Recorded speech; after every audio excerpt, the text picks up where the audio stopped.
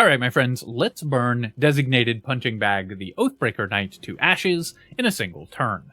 I've gone ahead and precast Haste on myself. That's available to this character, so you're going to do it before most fights start. And to begin the combat, we're going to go ahead and use Hexblade's Curse on the Oathbreaker Knight. This will increase our chance to critically hit and add extra damage to every one of our Scorching Rays. We're then going to use a 5th level Scorching Ray. We could also use a 6th level if we wanted to refresh our spell slot afterwards using Mark of Heshkir or something, but no need to burn that many resources on this chump. The hit chance here is a little bit low, but it'll get better as our attacks land because of Arcane Acuity. So you can see here, we've almost one-shot him, but we can just do the same thing again with a hasted action. We could also quicken our spells here, and you'll notice that with this second one, with the 6th level spell slot, it's a 99% chance to hit all of our attacks. We also have infinitely high save DCs effectively for things like Hold Person, so we can lock down enemies completely. Obviously, don't do this while concentrating on haste, but as you can see, in only one round of combat, we've burned him to death with plenty of damage to spare. Alright, let's get to the build. Hello my friends, and welcome back to another Baldur's Gate 3 character building guide. Hope you're all doing well. Today I'm covering one of the most powerful builds in all of Baldur's Gate 3, the Fire Sorcerer. This is of course an update video to my previous video of the same name, because this already powerful build received significant buffs in patch 8, so I wanted to update it to the most powerful modern version. This character has some of the absolute highest single turn damage in the game, with burst damage capable of ending almost any fight before enemies ever get a chance to act. It also comes with extremely powerful, and with the right items, nigh irresistible crowd control, and completely breaks the action economy, capable of taking 3 turns for every other character's 1. Before patch 8, the main downsides to this build were that it was relatively squishy as a sorcerer, and extremely rest-dependent, burning a lot of resources in more difficult encounters. But those issues have been significantly mitigated by the addition of patch 8, which makes this already powerful build smoother, more fun, and even more consistent to play.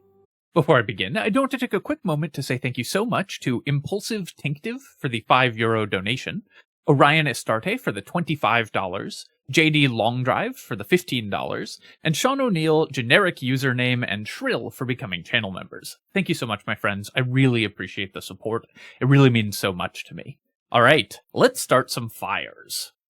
I'm using the Halfling Hireling as the example character here, because of course there's no companion that's by default a sorcerer, and sorcerers benefit tremendously from being halflings. Although you can play this build with any race, and it's going to be extremely powerful, there's some unique synergy for halflings and the Fire Sorcerer in particular. We're going to be rolling tons and tons of dice, and so Halfling's ability to reroll natural ones will come up very frequently for this character, and turn lots of misses into hits over the course of the playthrough. We're also going to be making a lot of out-of-combat skill checks, since this is most likely to be your party face, and again, rerolling natural ones is great there. Finally, we're almost always going to be concentrating on a spell, and the spell we're most likely to be concentrating on is Haste. Dropping concentration on that is very bad. Halfling's ability to reroll ones again prevents one of the disasters that can befall this character. Other great options for your race pick include Wood Elf or Half Wood Elf. The bonus movement speed is extremely powerful, and Dwergar's out-of-combat invisibility is absurdly strong for the Fire Sorcerer. Since you're going to be burning enemies to ash before they ever take a turn in most scenarios, the ability to start combats from invisibility, get the surprise round, and kill enemies before they ever get a chance to act is of course incredibly strong. Thanks to the armor proficiencies that we're getting from our Warlock dip, though, you can build this with any race and still benefit from those. So what race you pick is mostly a flavor question, but those are some that are the most powerful from a mechanical standpoint. For our Sorcerer subclass, we're going to be choosing the Draconic Bloodline. This gets us 2 things. One, it gets us an extra hit point every level, which is actually very relevant. Sorcerers get very few hit points, of course. So the extra HP every level, this is going to be 11 extra HP at level 12, which will represent something like a 1/7 of our total hit points, which makes the character significantly more resilient. It also gives us a base AC of 13 when we're not wearing armor, which saves us a spell slot and a spell known slot on mage armor. Since this character's spells are very, very constrained, this is also a very relevant buff. The real prize, though, is the bonus to fire damage, since we're going to be doing a lot of fire damage that we'll get at later levels, which means for our Draconic ancestor, we need to pick one of these that is a fire-based dragon. So that leaves us with a choice of brass, gold, or red dragon, Draconic Sorcerer. Of these, you can pick any. It doesn't make a massive difference. The only difference is the spell that you get at level 1. So Red Dragon gets Burning Hands, Brass Dragon gets Sleep, which is a very good level 1 combat spell. Personally, I prefer Gold Dragon because Disguise Self is very useful for a party face and comes up all the time, so I like having access to that, but again, you can pick whichever of these you want for flavor reasons.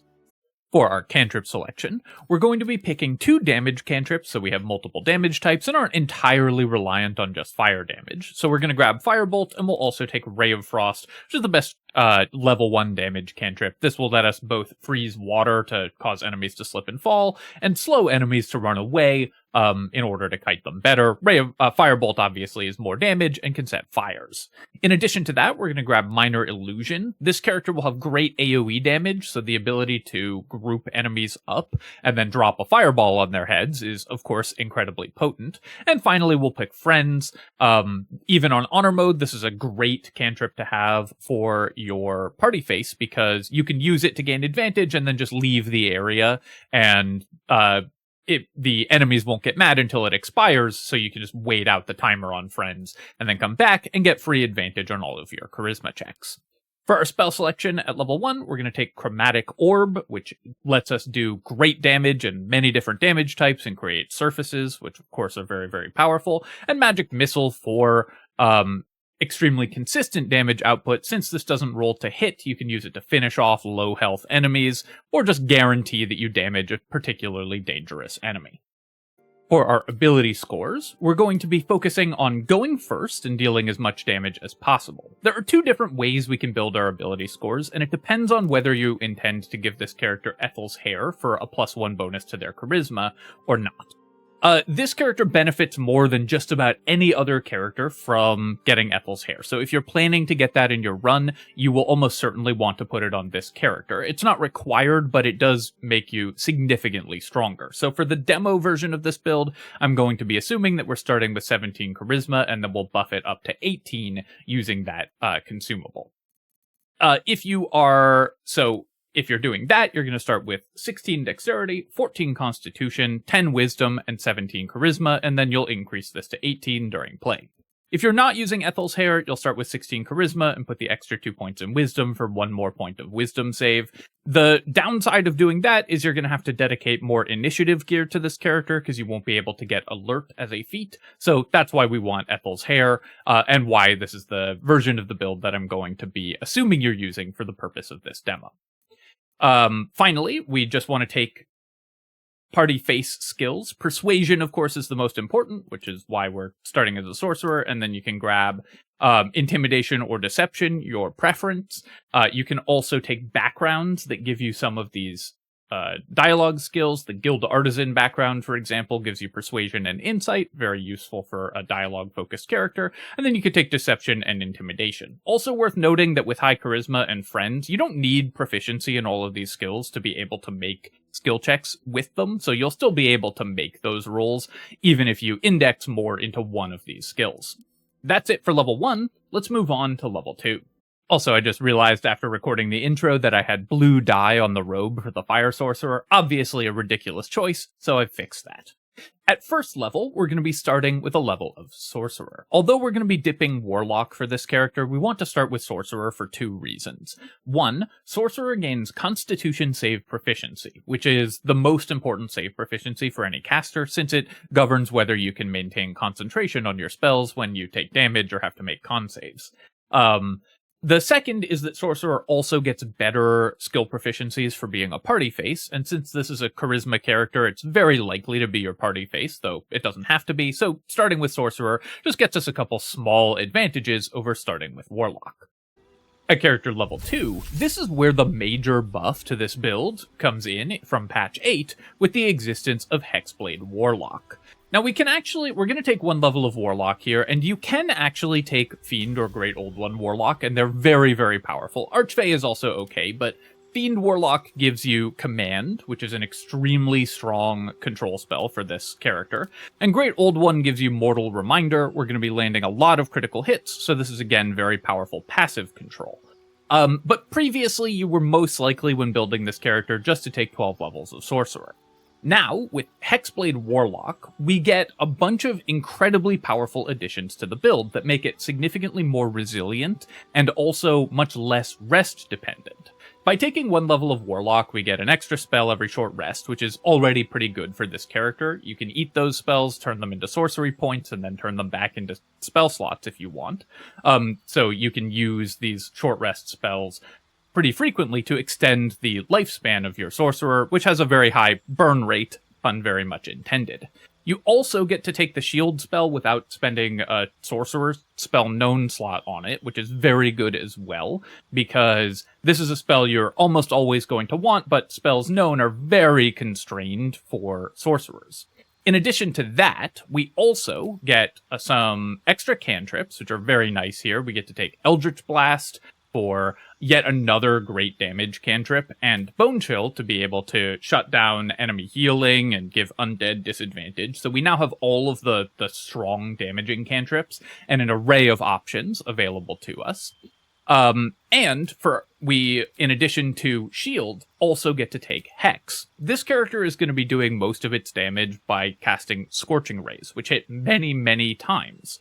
Since Hex works on all spellcasts, it will apply the extra d6 necrotic damage to every beam of a Scorching Ray. So when you upcast Scorching Ray, Hex can give you up to 7d6 extra damage at the cost of just your level 1 Warlock spell slot. So this gives you another way to extend your damage without burning full high-level spell slots on quickening spells. And Hexblade's Curse gives you effectively another copy of that.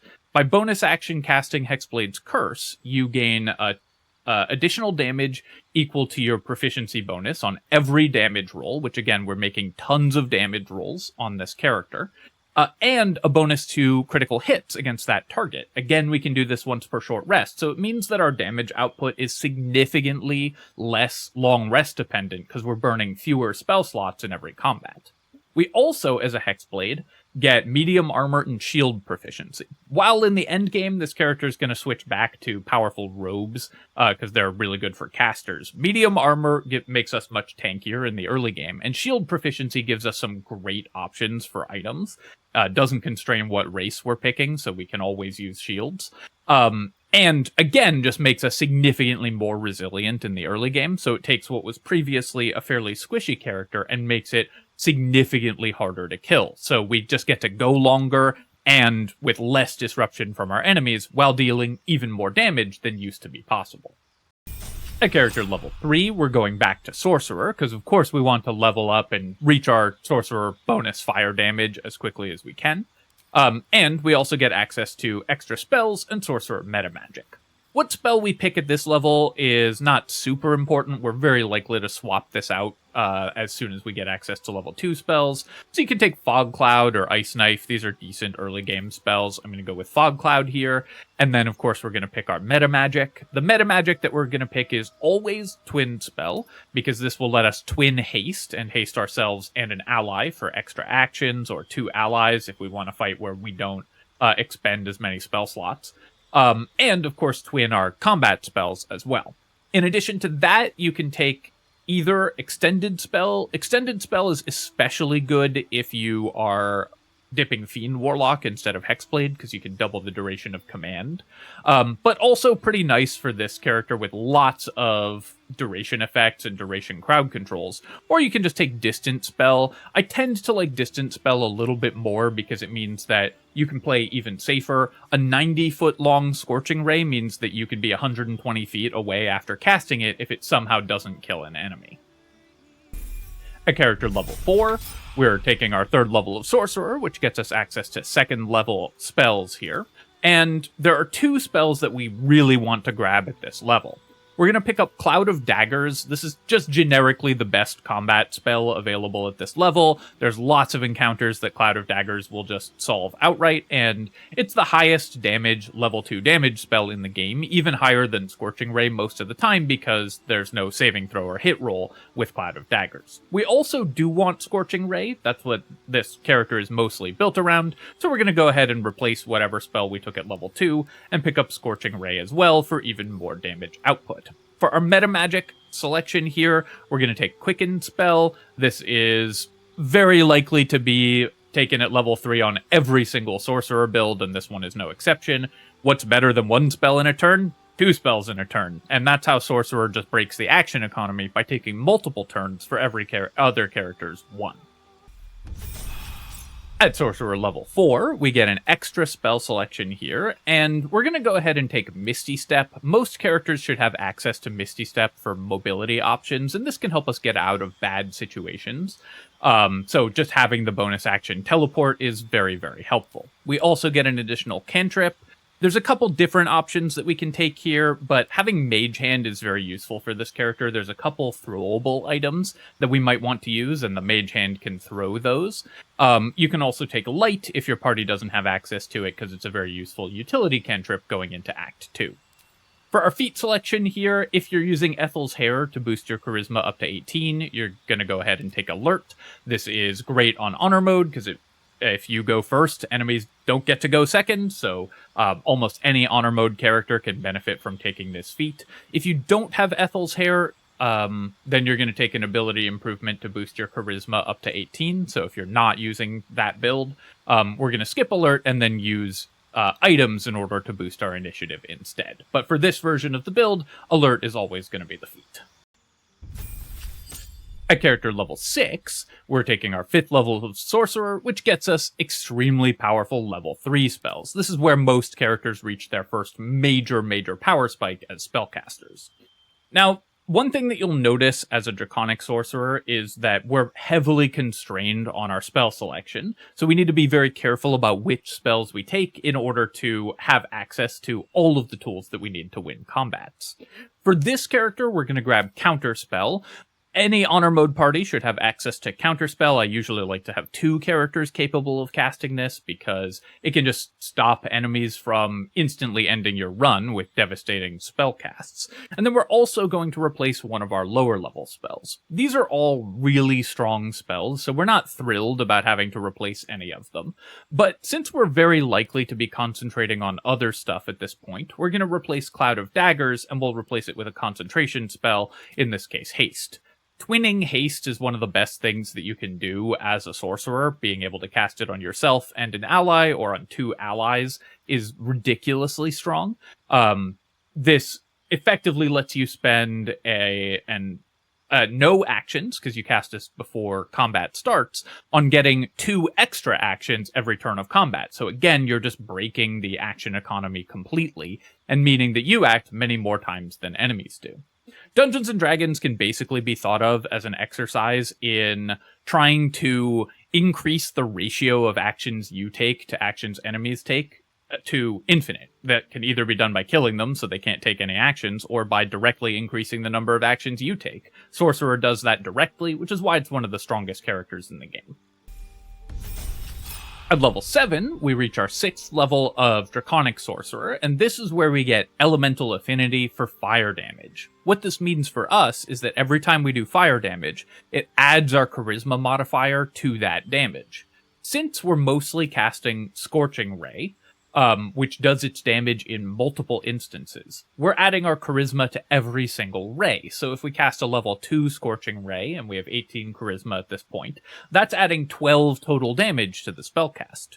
If we're upcasting Scorching Ray to get extra rays, it's going to add our Charisma to each of those rays in turn, which increases the damage even further. So by being a Draconic Sorcerer, we get to multiply the damage that we're dealing.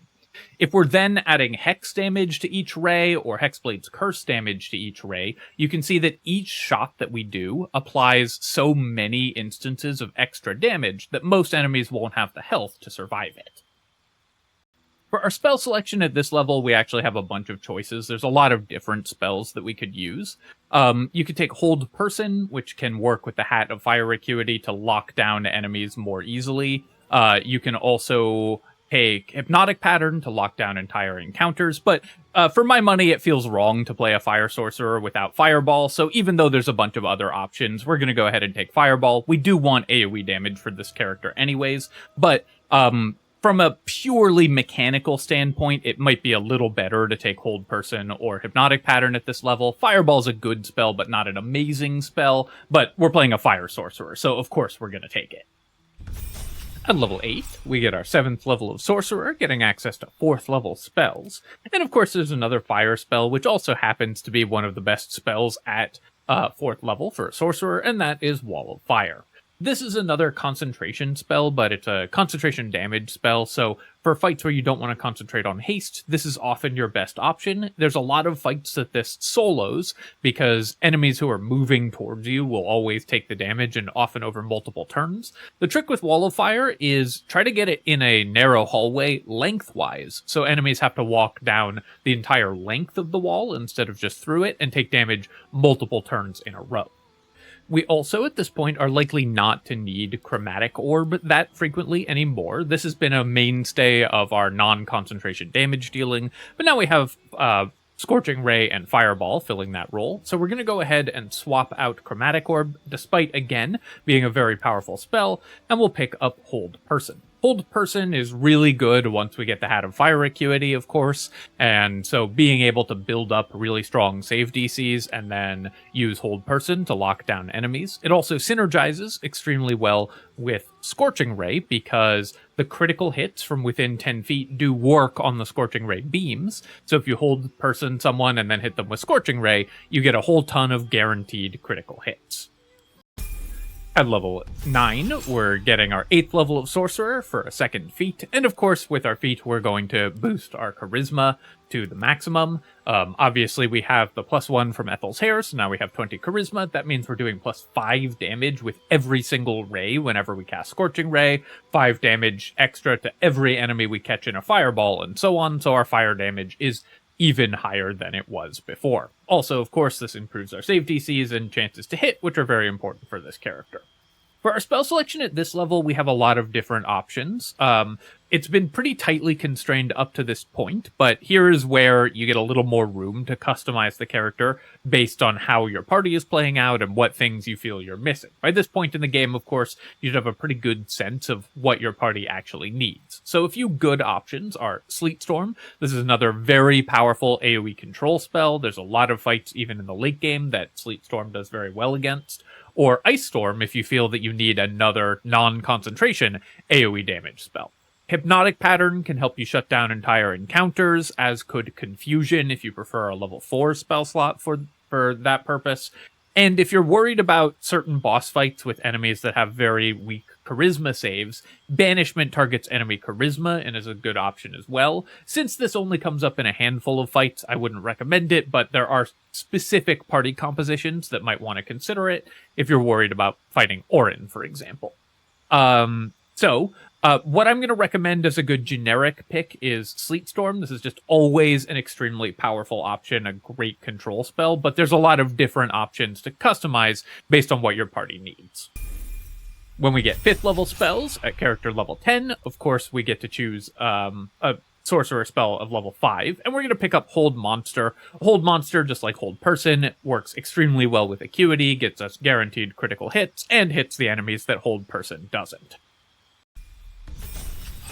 Then, at Sorcerer level 10, we get an extra cantrip, so we're going to take True Strike to annoy people in the YouTube comments. We'll also pick up another 5th level spell, and again, at this level, there's a lot of room for customization, so you can go back for one of the spells that I've already mentioned. You can also take Cone of Cold if you want, again, a large AoE burst damage effect. Getting enemies wet and then dealing double damage to them with Cone of Cold is very powerful. You do have to be careful with the wet condition, since it also gives enemies resistance to fire, and we're going to be doing a lot of fire damage, but there's actually a tricky thing you can do with that, which I'll talk about a little more in the items section, so this can be a good selection as well.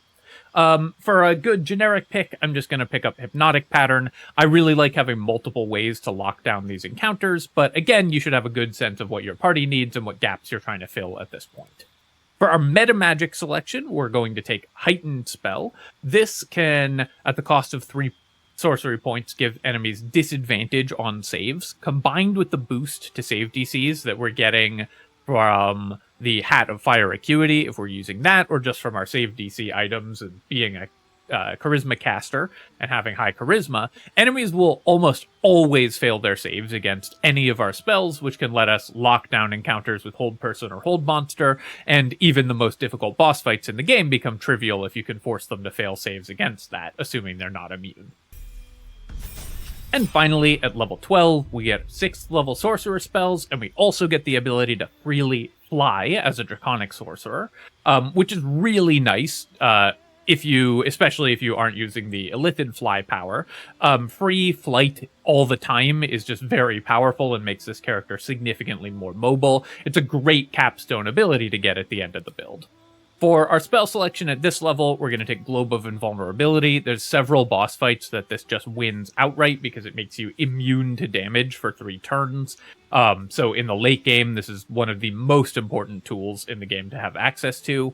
If you are using scrolls or have another caster that has it, Chain Lightning is also a great burst damage spell, or of course you can feel free to go back and pick up spells that you feel you're missing from earlier levels.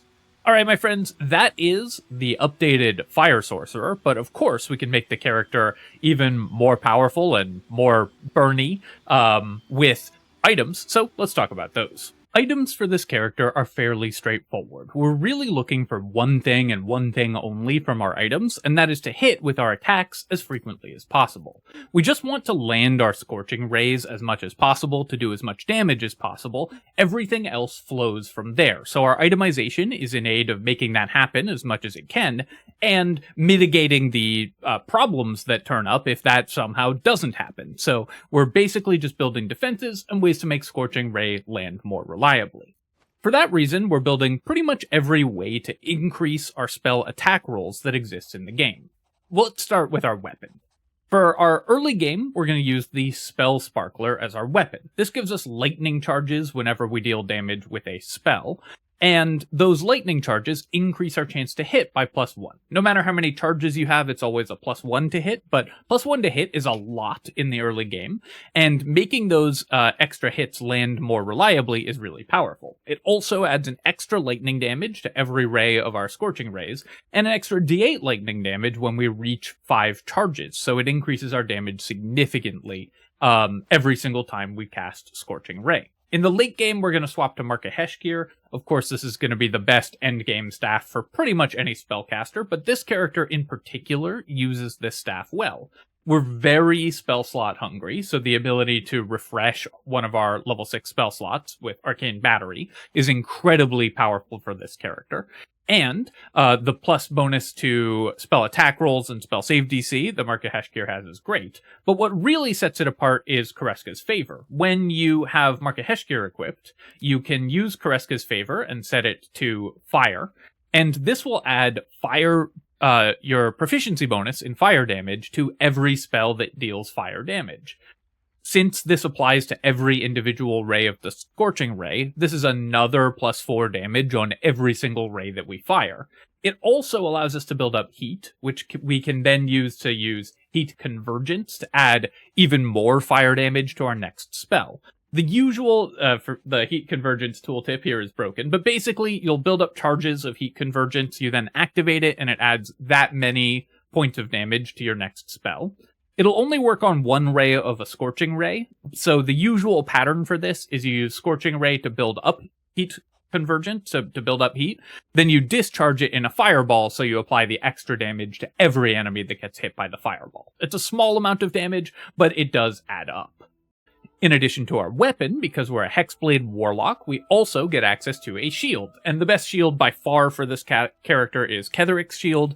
+1 to spell save DC and spell attack rolls is exactly what we're looking for. We also want to hit our attacks more often and have them do more damage. So our rings are going to be the same setup for that, in aid of that same plan. The risky ring, again, is incredibly strong on this character. We don't really care about disadvantage on saving throws in most scenarios, though it can be fairly bad because it does for losing concentration on spells, but usually you are not going to be making that many saving throws on this character. And advantage on your attacks means that your Scorching Rays land more often and are more likely to critically hit, so they do more damage when they hit. We're also going to use the Callous Glow Ring to add 2 extra damage to every single ray. You can see how this works out, where we're stacking additional damage on every ray and making sure that they always hit. To do that even more frequently, our glove slot has a couple options as well. The Helldusk gloves, also a bonus to spell attack rolls and spell save DC, and give us Rays of Fire as an additional spell cast. This is a really nice spell for this character that just does some excellent damage. It is basically an extra cast of a medium level Scorching Ray every single short rest, and since this character is so spell slot hungry, the Helldusk Gloves spellcast here is actually very good.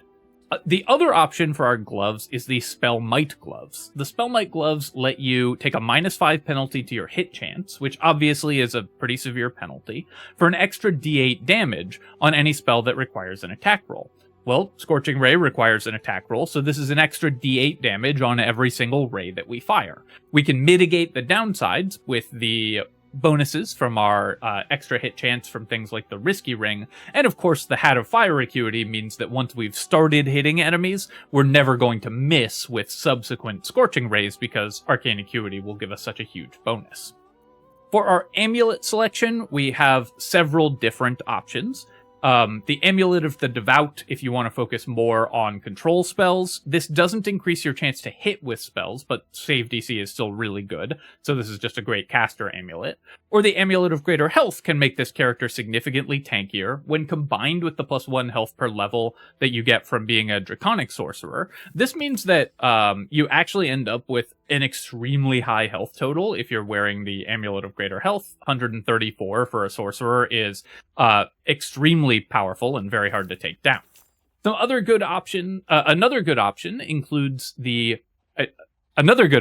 is the Spine Shudder Amulet. I don't know why I was stumbling so much over saying that. Which, when you deal damage with a ranged spell attack, which is what we're doing, we inflict 2 turns of Reverberation. One Scorching Ray will easily max out Reverberation multiple times on a target, so that's extra damage and knocking enemies prone with casts of your Scorching Rays. Very powerful as well. Finally, this isn't one that you're going to wear full-time, but it's very much worth mentioning. This character wants as many spell slots as possible.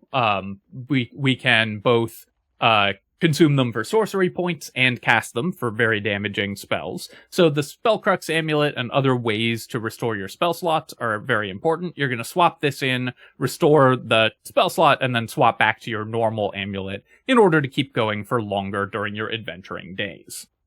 For armor, we're going to end up in the Robe of the Weave by the end game. Again, bonus to spell save DC and spell attack rolls, combined with the Draconic Sorcerer's natural mage armor and Ketheric's shield. That gives us a fairly respectable 20 AC in the end game before any other bonuses. And of course, we have shield to boost it to 25. So while this character isn't incredibly tanky, they're not squishy the way other sorcerers often are.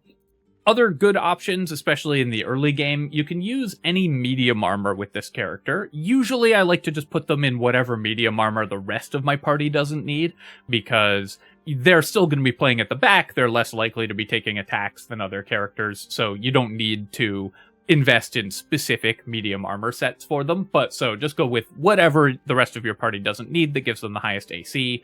The full dexterity bonuses, like the Yuan-Ti Scale Mail, are good, and this gives you +1 initiative, so this is a pretty nice character for this, up until you get the Robe of the Weave. The Potent Robe is also very good. This is still a Warlock, so even though this is more for full Warlocks, this character still fires Eldritch Blasts, which will get your Charisma bonus to each ray of the Eldritch Blast. And the extra temporary hit points make you even tankier, as does the extra armor class, so this is a good option. But in the end game, the Robe of the Weave is hard to beat for a spellcaster that wants to make spell attack rolls.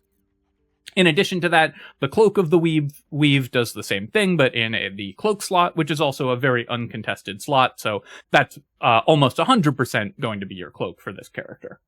For our boots, there are a few different options that we can use again. The Disintegrating Nightwalkers is always just a default, very powerful boot for characters that don't need anything else in particular, so always a good option for this character. Can prevent you falling over and losing concentration on haste as well, and it lets you sub Misty Step out in your spell selection for another spell, and since this character is so constrained on spell selection, that can get you a lot more options. Another good option for this character is the Boots of Striding. Since we're a Hexblade, we have medium armor proficiency, so normally these aren't available to sorcerers. But since we have con save proficiency, we might be wearing the Amulet of Greater Health for advantage on con saves as well. This character, and we may well be a halfling as well, this character is very good at not dropping concentration on spells. But going prone automatically makes you drop concentration. So the Boots of Striding prevent one of the ways that you can lose concentration, and are very good on any character that wants to maintain concentration on haste. Another pair of boots that I like a lot for this character, if you don't mind a little bit of extra micromanagement, is the Boots of Arcane Bolstering. This gives you Arcane Charge, which increases your damage by 2 with spells against threatened targets. The tooltip here is wrong. It says while you're threatened, you deal +2 damage. It's actually while the enemy is threatened, so it can be by an ally, and you can be far away from them, for 2 turns. This happens each time you dash, and you can dash before combat starts. So if you want to use a dash action before combat starts, get 2 turns of Arcane Charge, your initial burst damage with the Scorching Ray will have +2 damage on every single roll, which again is very powerful. The Arcane Charge bonus damage is also, even on Honor mode, can be a damage rider source, which is a kind of buggy way of saying does more damage than it should in combination with some other things than we're using, and on lower difficulties will deal even more damage than that. Your helmet is probably the most important slot for this character and the one where you have to make the toughest decision. There's a lot of really good hats for the Fire Sorcerer. Of course, the Birthright hat is always a great option for a Charisma character. We're adding our Charisma many times over to our damage, so increasing it is always going to be excellent. The Hat of Fire Acuity is the natural choice, of course, for a Fire Sorcerer, though it takes a specific story path to get. Whenever we deal fire damage, which we're doing with Scorching Ray, we gain Arcane Acuity for 2 turns. Arcane Acuity gives us a +1 bonus to our attack rolls and save DC, so it's going to make our hold persons impossible to resist, and our Scorching Rays impossible to dodge. So, of course, with the Hat of Fire Acuity, you charge up this character to become impossible for enemies to avoid taking damage or dying to them. If you're not using that, a good alternative is the Hood of the Weave. This is just a flat +2 to your spell attack rolls. And another hat that I like quite a lot on this character is the Pyro Quickness hat, which whenever you deal fire damage, you burn yourself and get an extra bonus action. It only works once per round, but an extra bonus action is incredibly strong for a sorcerer, since you can quicken spells with it, and for this character in particular, where you can use it to cast Hexblade's Curse and Hex. You do have to be very careful with the Pyro Quickness hat. It will burn you once for each time you cast Scorching Ray. So you're going to want some way to become immune to burning, whether that be getting yourself wet or wearing the cloak that gets you wet, or have enough damage reduction from your resistance to fire damage from being a fire sorcerer, and then some form of damage reduction on top of that you can ignore the 1d4 damage. Otherwise, even though the chances of each individual one dropping concentration are low, the burning will cause you to drop concentration. So you do have to be a little careful with this item, but if you want to build around it, it's incredibly strong. Finally, you can round it out with a good passive from your bow. You're not going to be shooting your bow because you have cantrips that you prefer to use, but the Dead Shot for increased critical hit chance, or the Hellrider Longbow for increased initiative, especially if you went the version of the build that doesn't have alert, will be your best options for passives. Increased crit chance is really good on a character rolling this many attacks, and all of those attacks have advantage. Finally, it's worth mentioning a few items that are not for this character, but are really powerful if your allies can use them alongside this character. The Staff of Arcane Blessing doubles the bonus of Bless to spell attacks. We're making constant spell attacks, so an allied cleric casting Bless on us and giving us plus 2d4 to hit with all of our spell attacks will make this character enormously more consistent. Valar Alluve is excellent for any character doing lots of damage instances, because the Shriek ability means that enemies take an extra 1d4 thunder damage from anything that damages them. Since we're hitting enemies many times a turn, that 1d4 thunder damage is going to add up. It will also stack our Hexblade's curse damage on top of it, and so all of those modifiers stack together for even more damage. So if you have an ally carrying this going next to enemies with Shriek, those enemies will take even more damage. Finally, there's one in particular that is a very useful item for a fire sorcerer, and that's the Arsonist's Oil. There's a few weird tricks with Arsonist's Oil, but the default is you can just put it on an ally's weapon and they can strip fire resistance off an enemy. Very good to help your fire spells do more damage, and more efficient than taking the elemental affinity feat is using Arsonist's Oil to get the same effect. However, there's actually also an exploit you can do with this. It's a little fiddly, but it's worth mentioning because it's super powerful if you do. If an enemy has temporary resistance to fire damage, and then you hit them with Arsonist's Oil, and then that temporary resistance expires, they get damage vulnerability, taking double damage from all fire. So if you get an enemy wet, and then hit them with Arsonist's Oil, and then wait for them to dry off, they'll have vulnerability to fire damage from the Arsonist's Oil and take double damage from all of your spells. You can also do this by throwing an elixir of fire resistance at an enemy, and then throwing a different elixir to overwrite that fire resistance elixir after you've hit them with the Arsonist's Oil. So a couple weird combos you can do, but very powerful because, of course, doubling damage to enemies is extraordinarily strong. Finally, for endgame items for this character, your build is going to look something pretty close to this. The Hat of Fire Acuity, because it's broken and part of what makes this character so powerful. The Cloak of the Weave and the Robe of the Weave to make your attacks hit more frequently. The Spellmite Gloves to add extra damage to every single beam that you fire. The Disintegrating Nightwalkers, because they strike a good balance between the Boots of Striding, which cost you some armor class since they're medium armor, so they turn off your inherent mage armor. And the Boots of Arcane Bolstering, which I personally don't enjoy doing the micro before combat starts, but if you do enjoy that, then you can do that. I also like to sacrifice a little bit of offense for defense with the Amulet of Greater Health. This helps us maintain concentration on our spells much more easily and makes us actually quite tanky with 20 AC and 134 HP. The Risky Ring and the Callous Glow Ring, so that our attacks hit more often and do more damage, and of course Marka Heshkir and Ketheric's Shield with the Dead Shot to increase our chance to critically hit. Alright my friends, I hope that you've enjoyed this look at the Fire Sorcerer, and I hope it helps you burn your enemies to ashes on your way to cruising to an honor mode victory. As always, of course, if you've enjoyed the video, then feel free to leave a comment and hit like. Helps me out with the algorithm, so I appreciate you taking the time to do that. And of course, you can subscribe to my channel for more Baldur's Gate 3 build guides and other strategy game analysis. Cheers, folks. I'll catch you next time.